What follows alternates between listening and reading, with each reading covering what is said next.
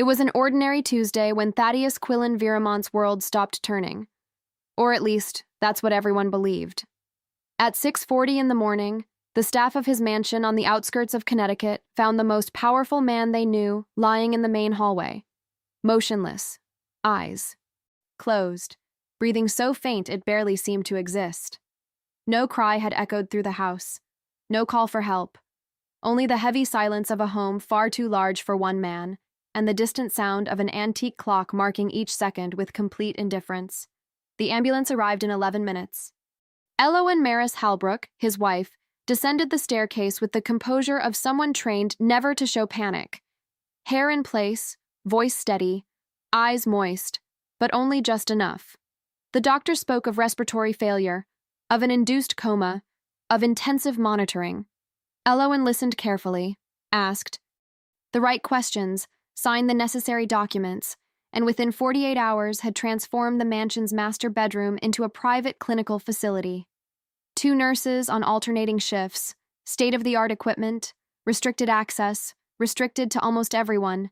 Thaddeus Quillen Viramont was 72 years old, with a fortune built over decades in the Connecticut and New York real estate markets, and a reputation as a man who never wasted words. His partners described him as calculated, his rivals as impenetrable.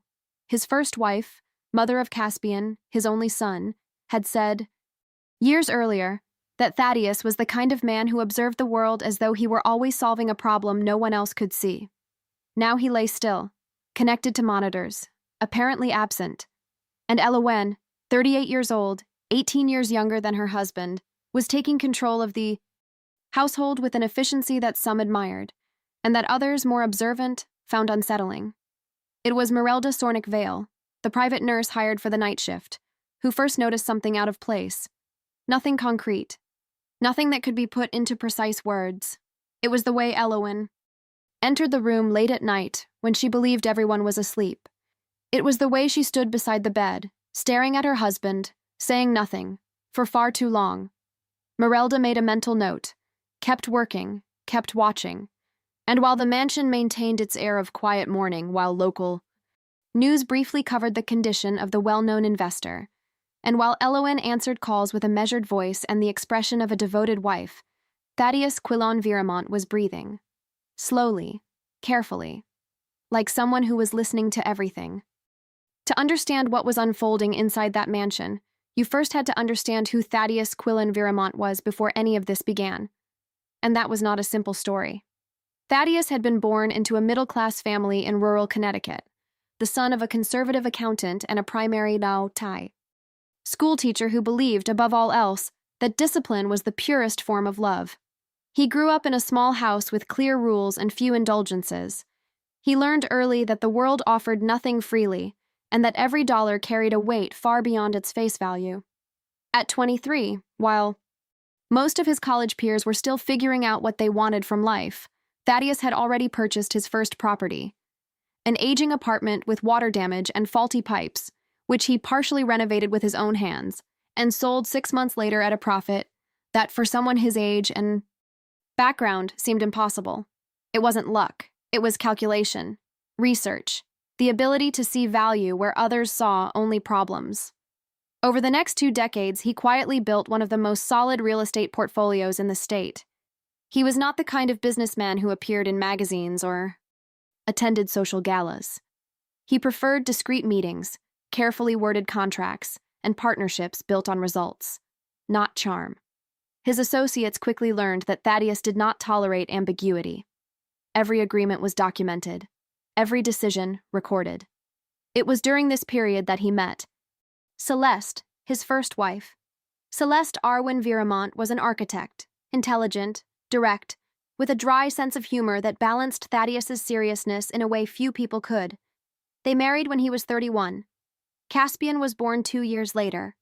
For a time, it seemed Thaddeus had found not only professional success, but something resembling equilibrium. But equilibrium, for him, had always been fragile. Work consumed most of his attention. Travel was frequent, absences long. Celeste, contrary to what many expected, was not the kind of woman who suffered in silence. She said exactly what she thought, And what she thought was that Thaddeus loved his investments with an intensity he had never reserved for his family. They tried for years. They separated when Caspian was 12. The divorce was respectful, but it left marks. Caspian stayed primarily with his mother. Visits to his father were regular at first, then grew less frequent, then stopped almost entirely. Thaddeus paid what needed to be paid, provided what needed to be provided, but the emotional distance between father and son grew in ways no check could cover. Over time, Thaddeus came to live exclusively for his work. The Connecticut mansion was purchased when he was 55. Far too large for one person, it functioned more as a symbol than a home. Staff kept the house in order. An assistant managed his schedule. Meals were prepared by a hired cook. Thaddeus moved through those wide hallways with the precision of someone who knows every corner of their own office. It was at a business dinner 6 years ago that he met Eloan Maris Halbrook. She worked as a public relations consultant for one of the real estate groups with which Thaddeus had recently formed a partnership. She was articulate, polished, and had a remarkable ability to read a room and adjust her presence accordingly. Thaddeus, who was rarely impressed by people, was impressed. The relationship developed gradually. Eloan did not appear interested in his fortune, at least not obviously. She asked questions about his projects with what seemed like genuine curiosity. She showed up at the right events. She knew when to step back and when to move forward. For a man who had spent decades reading strategy and business, there was something almost familiar in the way she carried herself. They married 3 years later. Small ceremony, even smaller guest list. Caspian did not attend. That absence was never openly discussed between father and son, but it weighed, on one side as hurt, on the other as confirmation of something Caspian had long since decided to feel, that his father had repeatedly chosen to place other things before him. First work. Now a woman Caspian barely knew. The years that followed were, on the surface, stable. Eloan managed Thaddeus's social life with competence. He continued working, investing, accumulating. The mansion took on a different rhythm. More events, more visitors, more activity. Thaddeus tolerated it, up to a point. What his closest associates had noticed over the past 2 years was a subtle shift in his behavior. Thaddeus had become even more guarded. He canceled meetings without explanation. He reviewed documents that had already been reviewed. He asked, with unusual frequency, about financial details he normally delegated.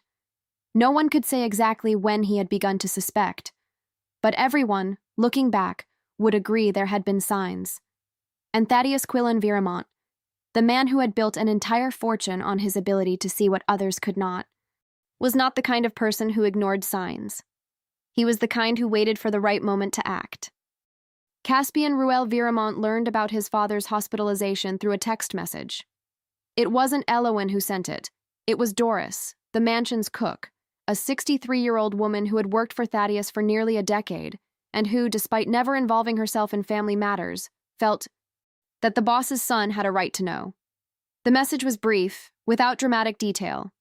Your father is not well, being cared for at home. Thought you should know. Caspian read the message 3 times. He had been living in Portland, Oregon for 4 years. He was 39 years old, working as a freelance urban planning consultant, carrying the quiet weight of a life that had promised more than it had delivered.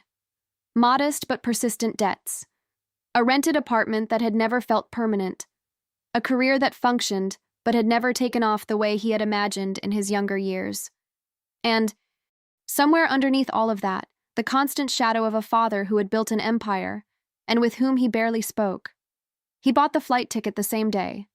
The arrival at the mansion was exactly what Caspian had imagined on the plane: uncomfortable, tense, and wrapped in surface-level pleasantry. Eloan received him at the main entrance with a controlled smile and carefully chosen words. She said she was glad he had come.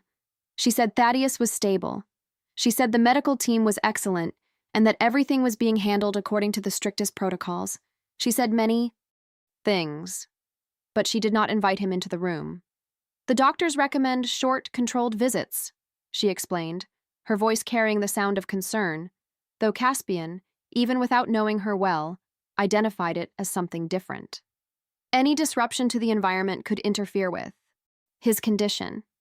I'm trying to protect him. Caspian nodded. He didn't argue, but he made a mental note. He was settled into one of the guest rooms in the east wing of the mansion, the one farthest from the master bedroom. Whether by coincidence or design, it was also the room with the worst view of the house's central hallways. That first night, he couldn't sleep. He lay awake, listening to the sounds of the mansion, the old pipes, the wind against the windows, the occasional murmur of voices he couldn't identify. At some point near midnight, he heard footsteps in the hallway. Quick. Then, silence. The following morning, he came downstairs for breakfast and found Elowen already seated at the table, laptop open, phone in hand. She closed the computer the moment she saw him enter. "Good morning," she said. "Did you sleep well?" "Well enough," he replied. The conversation went no further than that. It was Merelda who, without planning it, opened the first crack. Merelda Sornick Vale was 51 years old, 22 of which she had spent working as a private nurse for wealthy families across Connecticut and Massachusetts. She had seen everything: authoritarian patriarchs, impatient heirs, devoted wives, and wives who were not nearly as devoted as they appeared. Over the years, she had developed an almost involuntary ability to observe without being noticed. On the third day after Caspian's arrival, she found him in the hallway near his father's room, standing before the closed door with an expression she recognized immediately. It wasn't anger, and it wasn't despair. It was the expression of someone who wants very much to enter a place and doesn't know whether they have the right to do so. "You can go in," she said quietly. "He's stable. 15 minutes. Won't make a difference." Caspian looked at her as though those words were an unexpected gift. He went in. The room had been completely reorganized. Thaddeus's original bed had been replaced by a hospital bed. Monitors lined against the wall, regulated lighting. The smell was antiseptic and something harder to name. The particular smell of a space that had ceased to be a place of rest and become a place of waiting. Thaddeus lay with his eyes closed, breathing steadily, arms at his sides. For someone who had been described throughout his life as a man of commanding presence, he appeared, in that moment, remarkably still. Caspian stood beside the bed for a long time without saying anything. Then, very quietly, he said, "I don't know if you can hear me, but I came." Nothing moved on Thaddeus's face. Caspian stayed 5 more minutes. Then he left without making a sound. In the hallway, Merelda was waiting. She said nothing, only nodded slightly, the way someone does when they understand more than they need to express. But as Caspian turned to leave, she spoke. "Mr. Viermont." He stopped. "There's a document that was signed last week," she said, choosing each word with care. "I don't know what it is, but it was signed at 2:40 in the morning, and your father was, according to all official records, unconscious." Caspian stood still in the hallway for a moment. Then he turned to her slowly. "How do you know that?" "Because I was on duty," she answered simply. "And because I paid attention." That same afternoon, Elowen received a phone call that lasted 42 minutes. Caspian learned of the call because Doris, the cook, had passed through the side corridor just as Elowen was leaving the library with her phone in hand. Doris had not heard the content of the conversation, but she had seen Elowen's expression when it ended.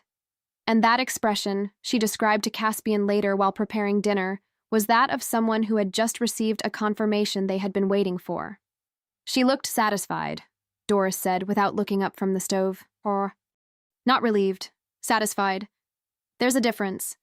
Caspian agreed that there was a difference. That night he made a list, not on paper, mentally, with the precision inherited from a father he had spent years pretending not to admire. Every detail he had noticed since arriving, every moment that felt out of place, every answer that came too quickly, every door closed too soon, every smile that arrived a half-second later than it should have. The list was short, but consistent. On the 5th day, a man arrived whom Caspian did not recognize. He wore a dark suit, carried a document case, and was received by Elowin at the main entrance with a familiarity suggesting this was not his first visit. They went directly to the library. The door was closed. No staff member was called to bring coffee or water, which in the mansion of Thaddeus Quillen Viramont was itself an irregularity. Thaddeus had established decades ago that any formal meeting in the library was accompanied by protocol. Always. The man left 40 minutes later. Caspian, who had been sitting on the veranda reading a book he was not actually reading, watched as the car disappeared down the stone path. Later, he asked Doris to check discreetly whether there was any record of the visit in the house's entry log. Thaddeus had maintained this habit for years, a physical record of every visitor received at the property. The entry for that day was blank. Merelda, that same evening, did something she had never done in 22 years of professional work.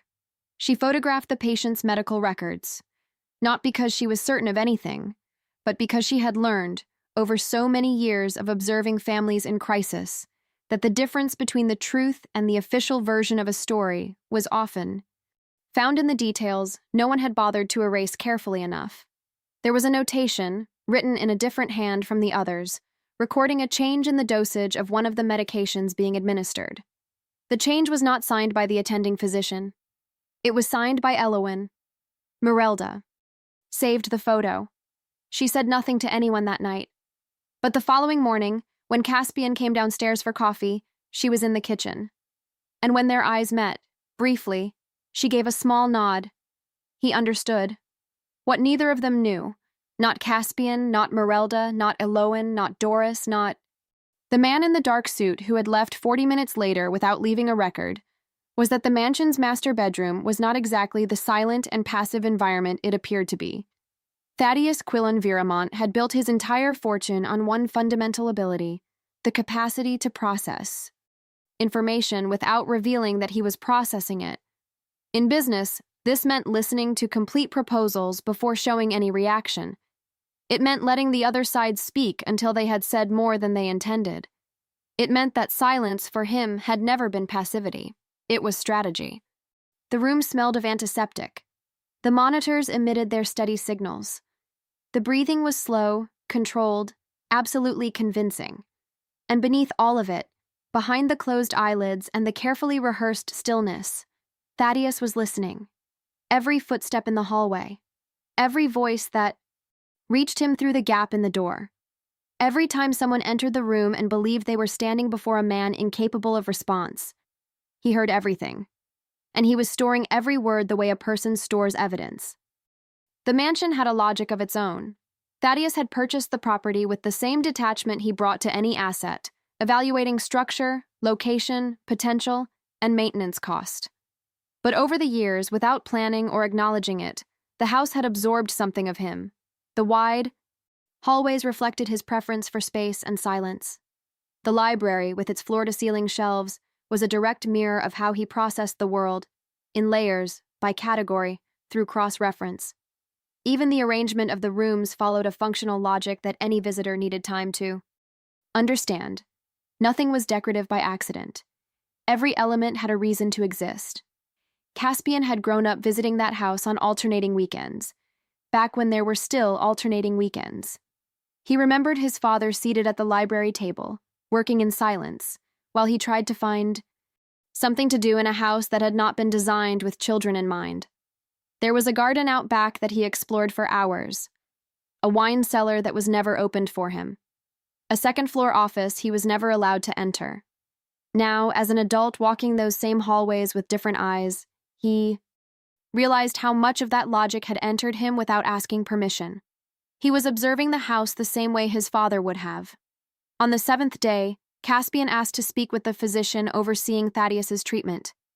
Elowin said the doctor came 3 times a week and that the next visit was scheduled for 2 days out. She said this naturally, without hesitation, which in itself would not have been suspicious. Except that Caspian had asked Merelda the previous evening how often the doctor visited the patient. Merelda had said, twice a week. It was a small discrepancy. The kind that could be explained by a simple lapse of memory. But Caspian had inherited from his father the conviction that small details were rarely small. He noted the discrepancy, said nothing. When the doctor arrived, 2 days later, as Elowen had said, Caspian positioned himself in the hallway, with a cup of coffee and a book, close enough that the encounter would seem coincidental. The doctor was a man of about 60, neatly trimmed white hair, assured posture. His name was Dr. Harlan Voss. He arrived punctually, greeted Elowen with a brief handshake, and went directly to the room. The Tita visit lasted 23 minutes. When Dr. Voss came out, Caspian was still in the hallway. Their eyes met for a moment. The doctor gave a slight nod and kept walking. Elowen, who had accompanied the doctor to the room's doorway, noticed the exchange and intervened with efficiency. Dr. Voss keeps a very tight schedule, she said, turning to Caspian with a calibrated smile. But we can arrange a formal conversation so you can have your questions answered. That would be wonderful, Caspian replied, in the same neutral tone.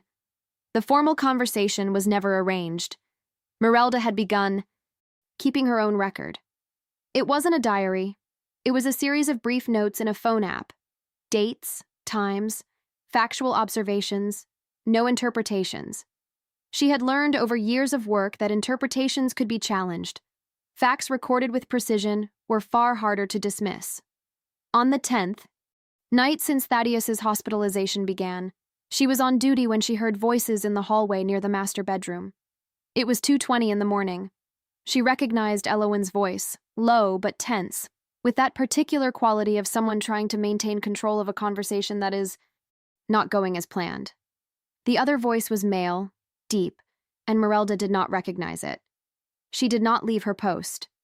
It would not have been appropriate, but she left the room door slightly ajar, enough for the sound to reach her more clearly. She could not distinguish specific words, but she could distinguish tone. And the tone of that conversation was not the tone of a late-night medical visit, nor of an urgent domestic matter. It was the tone of a negotiation.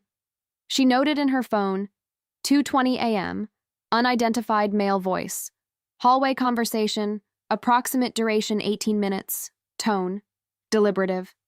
Then she closed the app and sat in silence, watching Thaddeus's monitors, which continued emitting their steady, calm signals. Caspian had found the second-floor office. It hadn't been planned.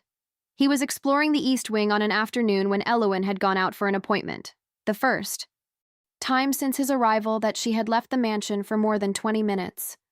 Doris was in the kitchen. The nurses were at their stations. The house had that specific silence that settles when the person who controls the environment is absent. The office door was closed, but not locked. Caspian stood before it for nearly a full minute before opening it. The room was exactly as he remembered, or nearly. The heavy oak desk at the center, the lateral shelves with folders and documents organized by category and date, the small and unassuming portrait on the wall. Not of Elowen, he noticed, but of Celeste and an 8-year-old Caspian, in a photo taken during some summer he had forgotten to remember. But there were differences. Some of the desk drawers were open, not fully, but enough to suggest someone had gone through them recently and hadn't bothered to close them carefully. On top of the desk sat a folder that did not fit Thaddeus's organizational system. No label, no visible date, positioned at a slight angle, as though it had been placed there hastily, and not by a hand that knew that space. Caspian did not open the folder. He looked at it for a long moment. Then he left the office, closed the door carefully, and returned to his room. He lay on the bed with his eyes open, staring at the ceiling. There was a very clear line between observing and interfering.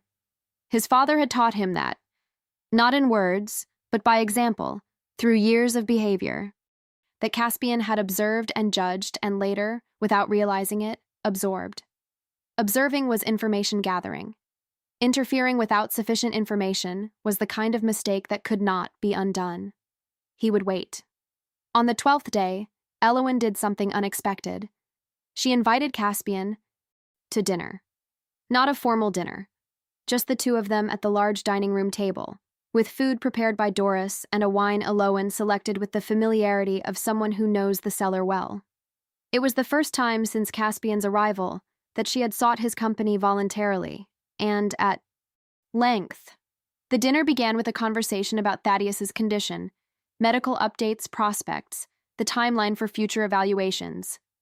Elowen presented all of this information with the fluency of someone who had memorized a script, but with enough naturalness to make it seem spontaneous. Caspian listened, asked pointed questions, and cataloged the answers mentally. Then the conversation shifted direction. Elowen began speaking about the future. Not directly. She was far too skilled for that. But in lateral references, in hypotheticals framed as concerns.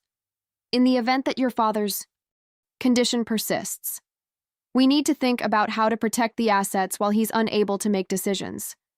There are choices that need to be made now, before things become more complicated. Caspian drank his wine slowly. He responded in short sentences. He asked the only question that mattered. Have you spoken with my father's attorney about these matters? Elowen paused for a fraction of a second before answering. We're in regular contact, she said. Caspian nodded. That fraction of a second was worth more than anything else she had said all evening. It was on the 14th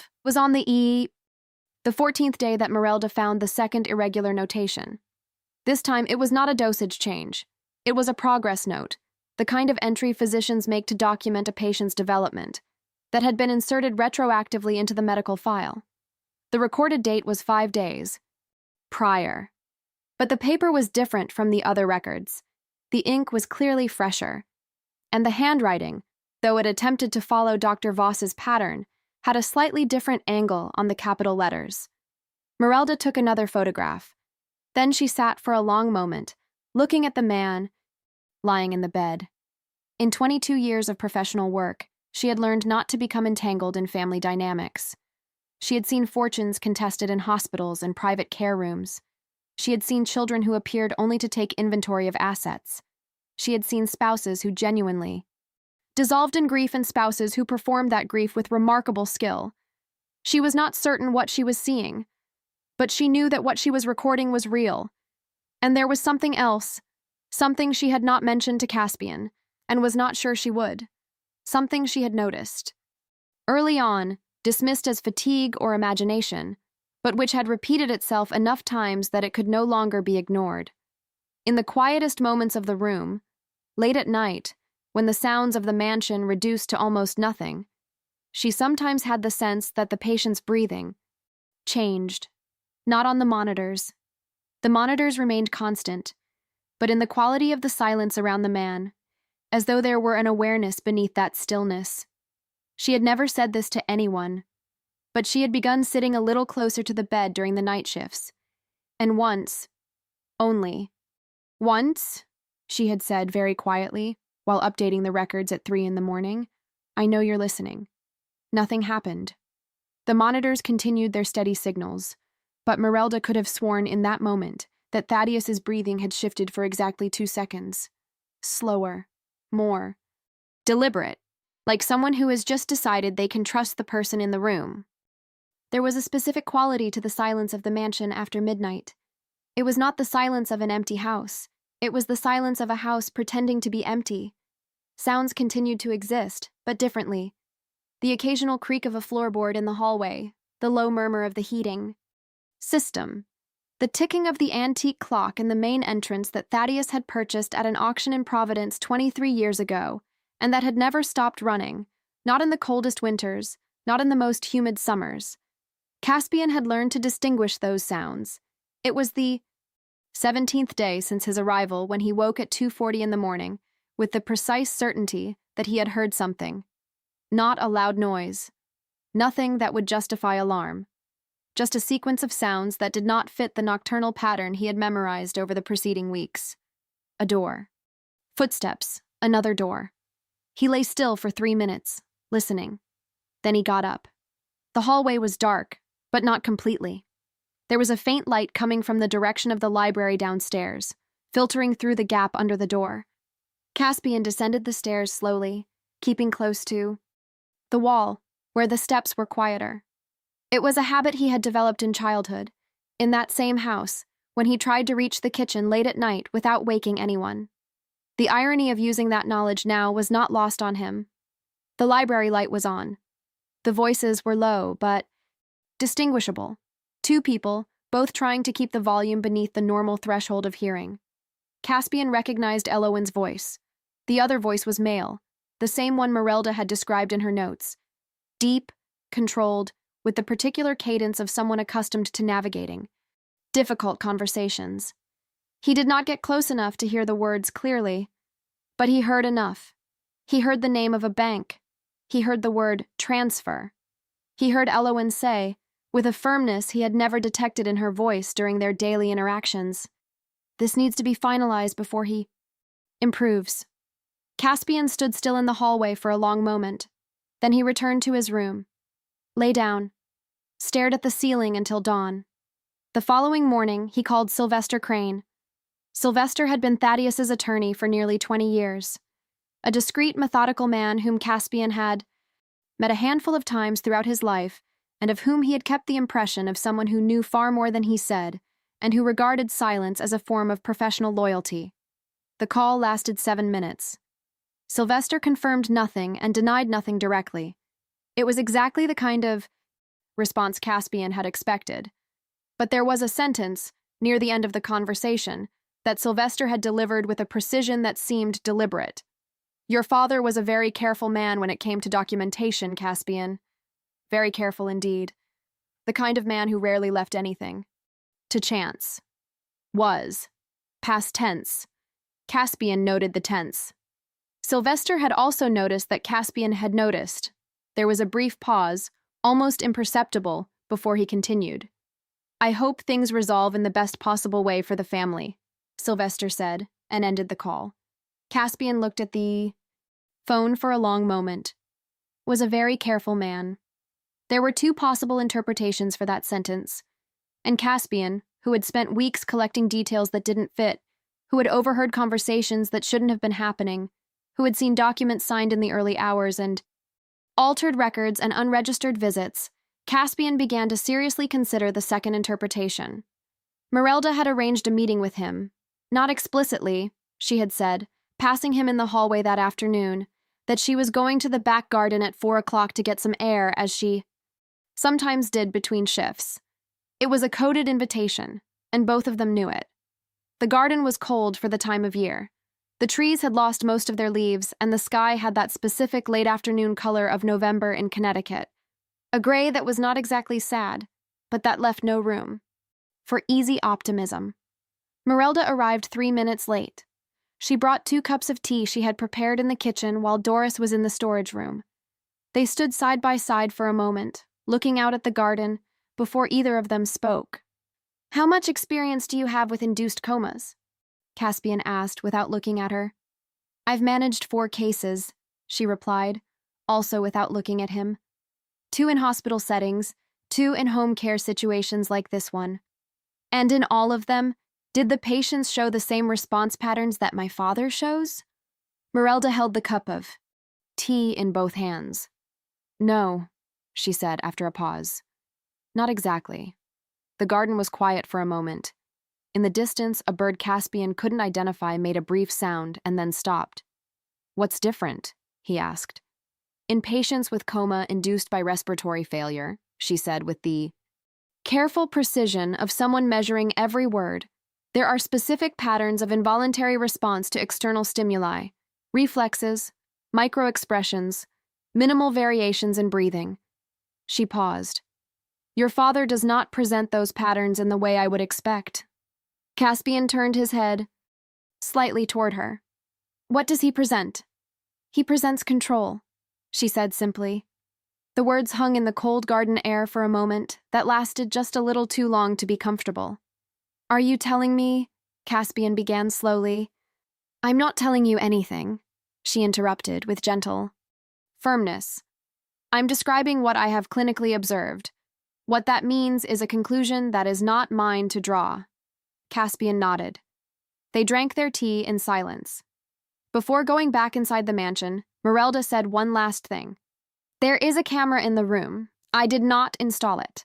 It was not, part of the original medical equipment. I noticed it 4 days ago, behind the monitor stand on the left side." She did not wait for a response. "Good afternoon, Mr. Viermont," and she went inside. Caspian spent the rest of that afternoon in the guest room, sitting at the edge of the bed, phone in hand, his mind organizing information at a speed he recognized, with some discomfort, as entirely inherited from his father. A camera in the room. Installed by whom? For what purpose? Pointed in which direction? There were two equally unsettling possibilities. Either Elowen had installed the camera to monitor the patient, which raised questions about what she intended to observe that the nurses could not report, or the camera had been installed by Thaddeus himself before the collapse, as part of something Caspian had not yet fully understood. He sat with that second possibility for a long time. Then he picked up the phone and called Sylvester Crane again. This time, the call lasted 21 minutes. This time, Sylvester spoke more. Not about facts. There were still lines he would not cross. But about context. About Thaddeus's history of documenting everything. About a conversation. They had had approximately 2 months before the collapse, in which Thaddeus had asked specific questions about legal procedures in cases of temporary incapacity. About how to protect assets from decisions made by third parties during a declared period of vulnerability. He was preparing for something, Caspian said. It was not a question. Sylvester did not respond immediately.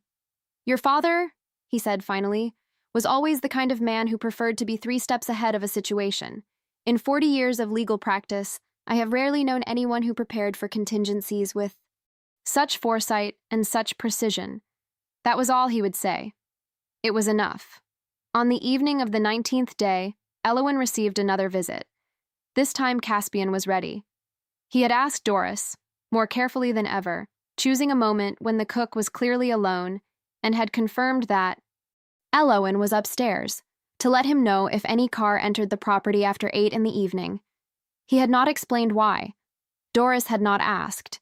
She had only said, with the economy of words of someone who understands more than she lets on, "All right."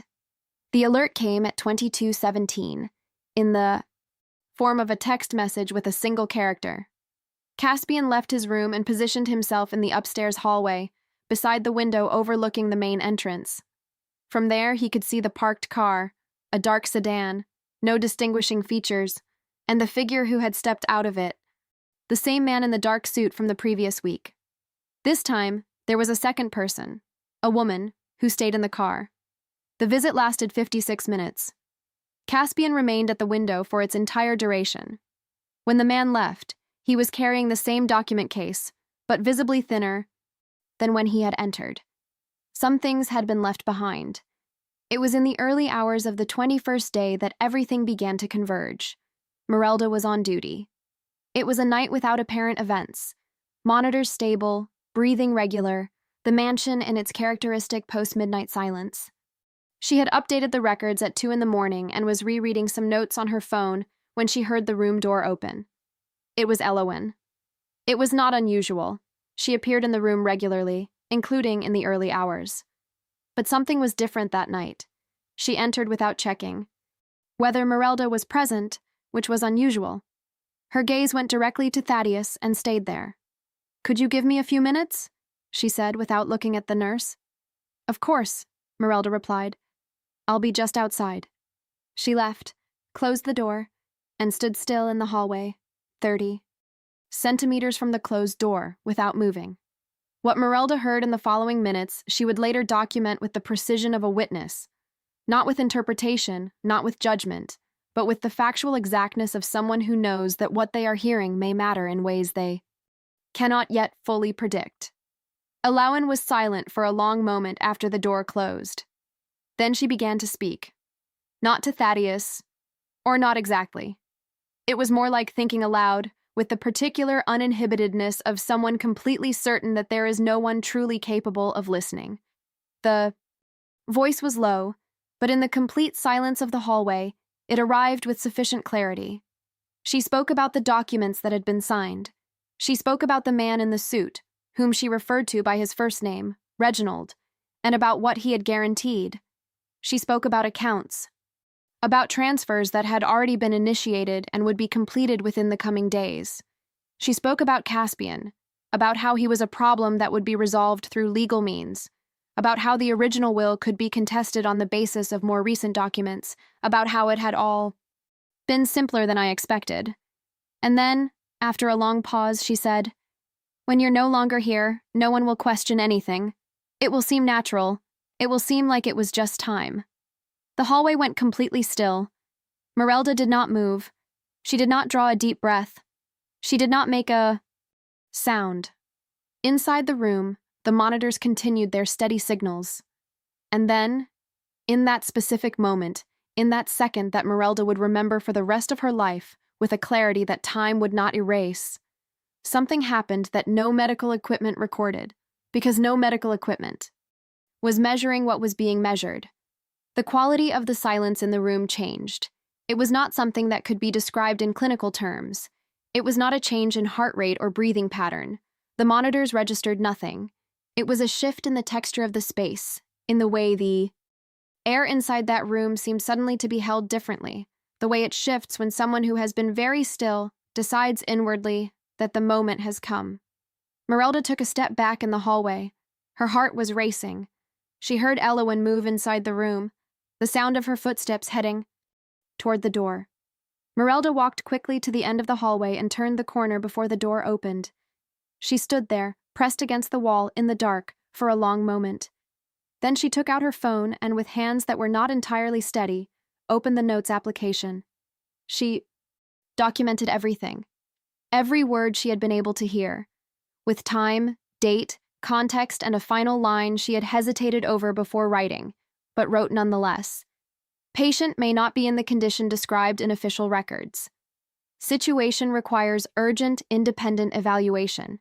She saved it, closed the app, and stood there in the dark for a few more minutes, listening to Elowen's footsteps recede down the hallway in the direction of the master bedroom. When the silence returned completely, Merelda went back to her post. She opened the room door carefully. Thaddeus was in the same position, still, eyes closed, breathing regular. But something was different, something she could not prove, that was not on the monitors, that was not in any record, but that she felt with the same certainty she felt when she knew, after decades of experience, that a patient was turning a corner, for better or for worse. She pulled her chair a little closer to the bed than usual, sat down, and said, very quietly, to the man lying before her, "I heard." The antique clock in the main entrance struck 3 a.m. with its slow, regular chimes. The monitors continued their steady signals. And Thaddeus Quillon Viramont, the man who had built an entire fortune on the ability to process information without revealing that he was processing it, breathed once, very slowly, very deliberately, like someone who has just heard exactly what they needed to hear. And who knows, now, that it is time to act. The 22nd day began like all the others. Doris prepared coffee at 6:30 in the morning. The morning shift nurse arrived at 7 on the dot, as always, exchanged a few words with Merelda before she went home to rest, and assumed the post with the routine of someone who had done it hundreds of times. Elowen came downstairs at 8, dressed with her usual composure, checked some emails at the kitchen table, and asked Doris whether there was whole grain bread, because it had run out the day before. It was a completely ordinary morning, except that it wasn't. Merelda had slept 3 hours. She had arrived home, lain down on her bed fully dressed, and stared at the ceiling with her phone's notes app open in her hand, rereading each line the way someone checks their work before a decision that cannot be undone.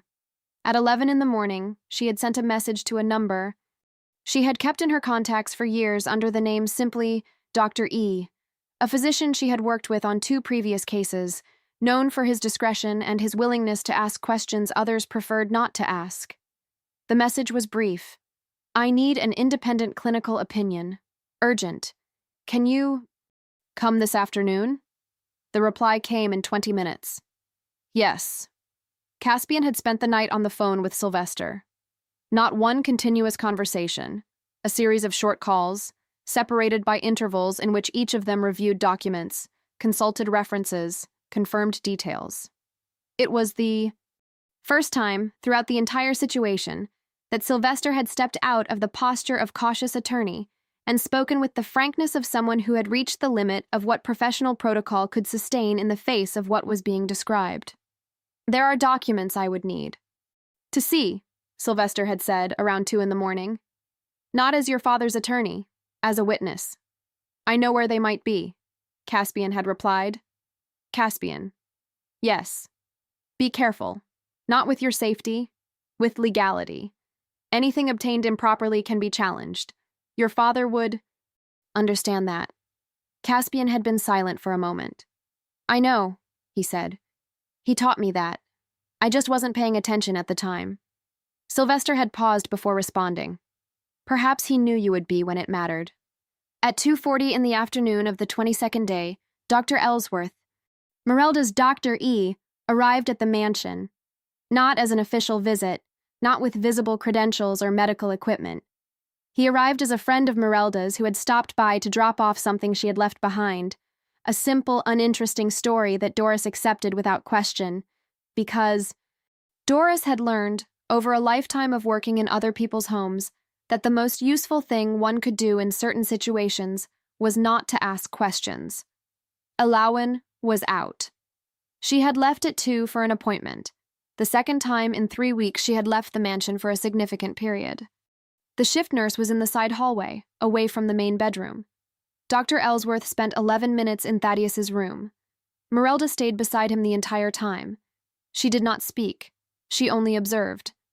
When the 11 minutes were over, Dr. Ellsworth came out of the room with the expression of someone who has just confirmed a theory they had hoped was wrong and discovered it was more correct than they had imagined. He looked at Merelda. She looked at him. You were right, he said, very quietly. She did not respond. She only closed her eyes for a second. He needs 1 more day, Dr. Ellsworth continued. 2 at most. The protocol being used is sophisticated, but it has physiological limits. A pause. Someone is helping him. Someone with enough clinical knowledge to keep this safe for this period. Merelda nodded. I know, she said. And I think he knows that I know. Dr. Ellsworth looked at her for a long moment. Will you be all right? Yes, she said. I just needed to be certain. That evening, for the first time since his arrival, Caspian ate dinner alone. Elowen had said she had a headache and would eat in her room. Doris left a covered dish on the table and left early, with the discretion of someone who understands that some evenings need fewer witnesses. Caspian ate slowly, without real appetite, looking out the dining room window at the garden that was completely dark at that hour. He thought about his father. He thought about the boy who had explored that garden for hours, trying to fill time on visits that had never lasted long enough and that had always ended the same way. In the car back to his mother's house, looking out the window, trying to decide whether he was sad or simply accustomed to being sad, which was a distinction he had taken years to understand existed. He thought about the man his father was. Not the investor, not the businessman, not the figure his associates described in terms of calculation and strategy. The man who had purchased a garden far too large for a child who visited on alternating weekends, who had kept a photograph of Celeste and an 8-year-old Caspian on the wall of an office that supposedly no one visited, who had, apparently, orchestrated a situation of extraordinary complexity, not out of vanity, not out of a desire for power, but because he had reached a point where he no longer knew another way to discover the truth about the people around him. There was something profoundly lonely in that. And there was something, too, that Caspian recognized with an uncomfortable clarity as entirely familiar. The 23rd day dawned with fog. Connecticut had this habit in November. Low fogs that arrived before the sun and took hours to clear, leaving the landscape with that suspended and unreal quality of something between night and day. The mansion, seen from outside, seemed to emerge from the mist in pieces. First the roof, then the second-floor windows, then the main entrance with its stone columns. Merelda arrived for her shift at 6 in the morning. The nurse going off duty said the night had been uneventful, no incidents, stable monitoring. She entered the room, closed the door carefully, and sat in the chair beside the bed. Thaddeus was in the same position, as always. But there was something different about that morning, a different quality to the silence in the room, denser somehow, like the silence before a storm, when the air seems to be waiting for something that has not yet happened. Merelda sat in silence for a few minutes. Then she said very quietly, "Today, isn't it?" The monitors emitted their steady signals. Thaddeus's breathing did not change, but she knew. Elowen entered the room at 10:20 in the morning. It was a routine visit, at least in appearance. She carried a cup of tea she rarely drank and which functioned more as an accessory of presence than as a beverage, and she had told the shift nurse she would stay a few minutes while he stepped out.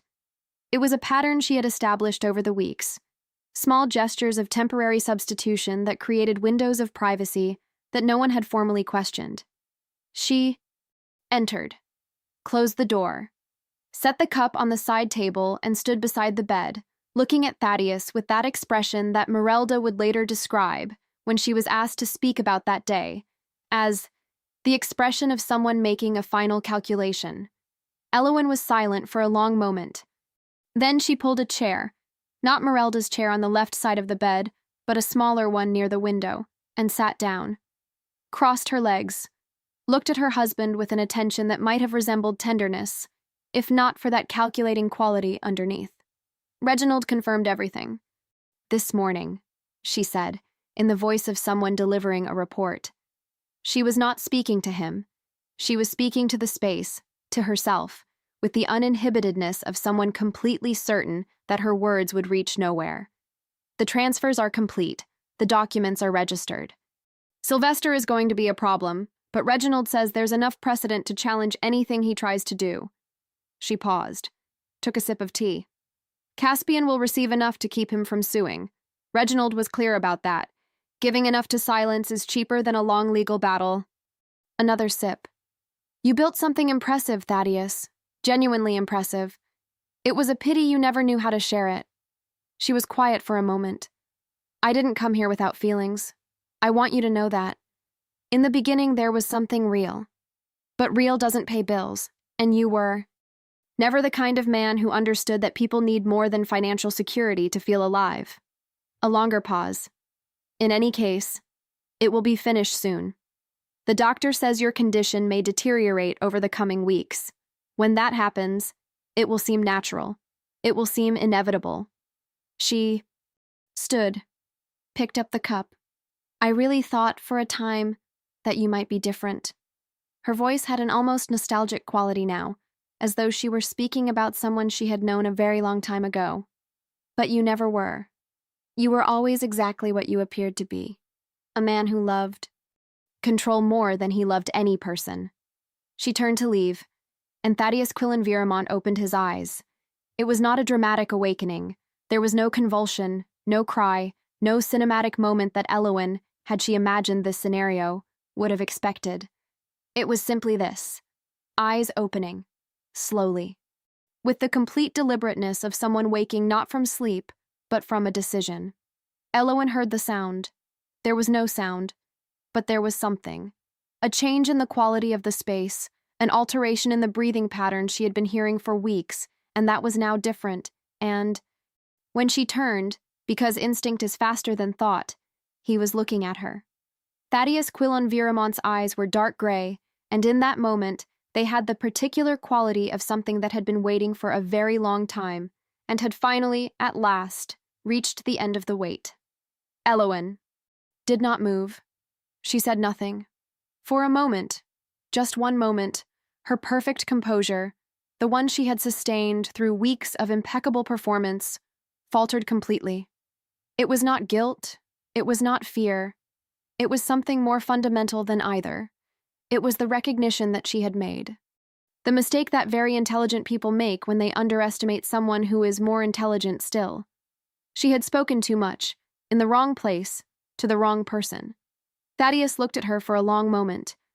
When he spoke, his voice was hoarse. Weeks of minimal use had left their mark. But it was steady. It was the voice of a man who had decided exactly what he would say before saying it. "Close the door," he said. What happened in the following 40 minutes was never fully documented. Merelda, who had been alerted by a message Thaddeus had managed to send, through a secondary phone he had kept hidden under the mattress for the entire duration of the period, charged remotely through a system he had set up with the help of Dr. Ellsworth weeks earlier, arrived in the hallway exactly as Elowen was leaving the room. Elowen was pale. Not the way one goes pale from shock. The Way one goes pale when the entire structure of something carefully built over a long period collapses at once, and the body needs a moment to process that the ground has changed. She looked at Merelda. Merelda looked at her. Neither of them said anything. Elowen walked past her and went toward her. Bedroom. Her steps were regular, controlled. She had recovered her composure with the speed of someone who had practiced recovering it many times. But there was something different about them. Not urgency. Not panic. Something closer to the careful gait of someone navigating terrain they have just discovered is mind. Merelda entered the room. Thaddeus was sitting up in bed, the first time in 23 days that he had changed position visibly. Sitting, not reclining, hands in his lap, eyes open. The expression was difficult to describe. It was not relief, it was not triumph, it was none of the simple emotions that the situation might have produced in a different man. It was closer to something like resolution, like when an equation that has been incomplete for a long time finally closes. "Merelda," he said. "Mr. Viremont," she replied. "You heard enough?" "Yes." "You documented." "It?" "Yes." He nodded once, slowly. "I need you to call Sylvester Crane. The number is in the secondary phone." A pause. "And then I need you to call my son." Caspian was in the garden when the phone rang. He had gone there without a specific reason, simply the instinct to be outside on that foggy morning that had begun to clear slowly, leaving the garden with that washed and sharp quality that the November cold sometimes produced when the mist finally yielded. He saw Merelda's number on the screen. He answered. She said only, "Your father wants to speak with you. Can you come up?" He stood, in the garden for a moment, phone still at his ear, looking at the mansion, at the second-floor windows, at the stone columns of the entrance, at the entire structure of that place he had carried for years as a kind of symbol of everything that had gone wrong between him and his father. "Yes," he said. "I'm coming." The meeting between father and son in that room was, by any external measure, disappointingly understated. There was no weeping. There were no long embraces. There was none of the emotional reconciliation that stories tend to reserve for these moments. In both men, there was the same inherited and shared inability to convert emotion into immediate gesture, a quality Caspian had spent years blaming his father for possessing, and that he only recognized in himself when it was too late to be useful to deny it. Thaddeus was sitting up in bed. Caspian entered, closed the door, stood 2 meters from his father for a moment. "You're all right," Caspian said. It was not a question. "I am," Thaddeus replied. "Sit down." Caspian sat in Merelda's chair. They were quiet for a moment that could have been awkward, and that, for a reason neither of them could have fully explained, was not. "You heard," Thaddeus said finally. Also, not a question. "Enough," Caspian replied. Thaddeus nodded. "I needed to know," he said, slowly, like someone choosing words they had thought about for a long time, but had never needed to say aloud. "Not about her, about everyone. About what people do when they believe you're not watching." Caspian was quiet for a moment. "And what did I do?" he asked. Thaddeus looked at him. The first direct and sustained look between the two of them in more time than either of them had counted. "You came," he said simply. It was not forgiveness. It was not reconciliation. It was simply an acknowledgement, the kind that two men who have inherited the same inability to say what they feel can offer each other without a single word being wasted. Caspian nodded. "Is Sylvester on his way?" he asked. "He is." "Then tell me what you need me to do." Sylvester Crane arrived at the mansion at 2 in the afternoon, with a folder so thick that Doris, who opened the door, mentioned later to her sister that the attorney appeared to have brought an entire library under his arm. He remained in the room with Thaddeus for 2 hours and 40 minutes. When he came out, the folder was thinner. Some documents had been left behind, others had been signed. A series of instructions had been given with the precision of someone who had spent weeks, no, months, preparing for exactly that moment. Thaddeus had documented everything. Not only the conversations he had heard from the room. There was a system. A set of measures prepared before the simulated collapse. built with the assistance of Sylvester and Dr. Ellsworth and one other person whose name was never fully disclosed, who had worked for months to ensure that regardless of what occurred during the simulation period, Thaddeus's assets would be protected, and any attempt at unauthorized movement could be traced, documented, and reversed. The transfers initiated by Elowen through Reginald, whose full name was Reginald Ashworth Lorne, a financial consultant with a history that due diligence would have revealed to be considerably less impeccable than it appeared, were blocked that afternoon. Not all at once, and not dramatically. Silently, systematically, with the precision of someone who had anticipated each move and prepared the corresponding response in advance. Elowen, that afternoon, received a call from Reginald. Caspian was not present to hear it. But Doris, who had developed over the weeks her own completely unintentional system of being in the right place at the right time, was passing through the hallway when Elowen stepped out of her room with her, phone in hand and an expression that was the adult, controlled version of what anyone feels when they realize that the ground they believed they were standing on does not exist. In the days that followed, the mansion underwent a quiet transformation. There were no dramatic scenes, no confrontations. In the hallways, no shouting, none of the emotional collapse that stories frequently reserve for moments of revelation. Thaddeus had decided, and it had been a deliberate decision, made over weeks of listening and reflection, that there would be no drama. Drama was for people who had not thought far enough ahead. Elowen received, through Sylvester, a formal notification initiating separation proceedings. The terms were precise, legally irreproachable, and sufficiently generous as to offer no basis for immediate challenge.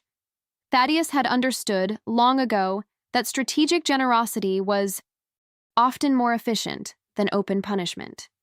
She left the mansion on a Tuesday morning, 18 days after Thaddeus's awakening. There was no farewell, no final scene. There was a car waiting, and there were bags that had been packed over the preceding days with the efficiency of someone who had been preparing to leave long before receiving confirmation that this was what would happen, which, in itself, said something about Elowen Maris Halbrook that no document needed to articulate. Doris watched the car leave from the kitchen window. Then she turned back to the stove without saying anything. Reginald Ashworth Lorne faced consequences that were, as Thaddeus had determined they would be, proportionate and documented. There was no interest in destruction, there was interest in correction. The relevant authorities were notified with the documentation that Sylvester had compiled over weeks. The process would be long, as legal processes always are, and the outcome would not be immediate. But it would be real. Thaddeus did not attend any initial hearings. There was no need. Sylvester attended. The documents attended. The camera in the room, the one Merelda had noticed behind the monitor. Attended, in the form of weeks of recording that no one had known existed, except the man who had installed it. Caspian stayed at the mansion for 3 more weeks after his father's awakening. It had not been planned. The intention had been to leave once the situation stabilized. But stabilization took time, and time in the mansion had a different quality than time in Portland, and there were conversations that needed to happen that took longer to begin than either of them had expected. They were not good at conversations. Neither of them ever had been. But they were good at quiet presence.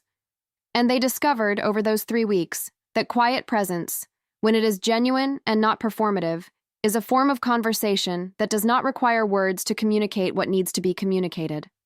Caspian spent entire afternoons in the library. Thaddeus worked. Sometimes they talked. Sometimes they didn't. There was a gradation of comfort in that shared silence that both recognized, without saying so, as the first genuinely new thing that had grown between them in many years. It was not full reconciliation. It was not the kind of ending that erases what came before. It was the beginning of something both knew would require much more time and much more work to become what it could be. But it was a beginning. And beginnings, Thaddeus had learned over 72 years of a life built on the ability to assess the true value of things, were often rarer and more valuable than people realized while they were having them. Merelda Sornick Vale left her position at the mansion 4 weeks after Thaddeus's awakening. Not because there was any problem. Thaddeus had been, in his communication with her, direct and genuinely grateful in a way she suspected he rarely was with anyone. There was a letter, delivered by Sylvester, along with financial compensation she had tried to decline, and that Sylvester had insisted she accept, because your employer is stubborn about many things, but not about this one. The letter was short. She had expected it would be. She had learned over weeks of working alongside that man that he did not waste words. It said only, "You were the only person in this house who treated my condition with the respect it deserved, whatever it was. I am grateful for that. And for the question you asked at 3 a.m, in a dark hallway, to a man you were not certain was listening." He was. Merelda read the letter twice. Then she folded it, put it in her pocket, and left. The mansion, in the end, remained as it had always been. Too large for one person, full of hallways that sound moved through in ways that residents learned. Over time, with the antique clock at the main entrance that never stopped running. Thaddeus returned to work gradually. His associates, who had managed operations during his recovery period, were briefed with the version of events that Sylvester had prepared, precise enough to be credible, vague, enough not to create questions that did not need to exist. No one asked very much. Thaddeus was the kind of man before whom people rarely asked questions that had not been implicitly authorized. There was one last thing. On a Saturday in December, when the snow had finally arrived in Connecticut, with the seriousness that winter eventually imposed, Thaddeus went to the second-floor office, the one no one had been allowed to enter during the weeks of the simulation, the one with the photograph of Celeste and an 8-year-old Caspian on the wall. The unlabeled folder was still on the desk. Still. He opened it. Inside were documents. Not the documents Eloin had tried to circulate, not Reginald's papers. They were older, letters in fact, handwritten, on plain paper, kept in chronological order. All addressed to Caspian. None had ever been sent. They were letters Thaddeus had begun writing. After the divorce, during the years when visits had grown less frequent and then stopped. Letters that had always reached a certain point, a point at which the next word would need to be something he had not yet learned to say, and had stopped there, kept rather than sent because sending an incomplete letter seemed worse than sending nothing at all. Thaddeus looked at them for a long moment. Then he took a blank sheet of paper from the drawer, sat down, and began to write. This time he went all the way to the end. This story reminds us that wealth and control can reveal the truth about the people around us, but rarely without cost. Thaddeus discovered who was truly by his side. He also discovered, in the process, how much he had left unsaid, undone, unsent. Genuine loyalty does not need to be tested under extreme conditions in order to exist. And silence, when used for too long, does not protect. It only delays what should have been said much sooner. Before you go, I just want to ask you one simple thing. If this story touched you in any way, if you stayed here until the very end, if at any moment your heart beat just a little faster, or you thought of someone you know, please leave a comment below and tell me what city you're watching from. It could be anywhere in the United States, anywhere in the world. I love reading every single message from you, and it helps me understand who is on the other side of the screen. And tell me this too. What did you think of Thaddeus? Did he do the right thing by faking the coma? And Caspian? Do you think the two of them will truly be able to rebuild that relationship? If you're not subscribed to the channel yet, please subscribe right now. It's free, it takes just a moment, and it makes an enormous difference in allowing us to keep bringing you stories like this one. Real human stories about families, about loyalty, about what people do when they believe no one is watching. Until the next story, thank you for being here.